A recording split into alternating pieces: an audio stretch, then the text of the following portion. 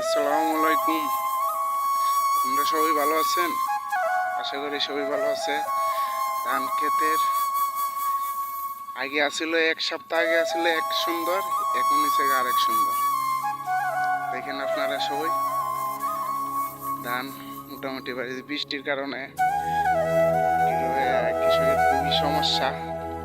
আল্লাহ বৃষ্টি দেয় না, কি বলবো, সবাই পানি দেওয়া ব্যস্ত। আজকে পানিতে গেলে সকালবেলায় পানি থাকবো না, এই একটা পরিস্থিতি। রোদ উঠছে, খুবই গরম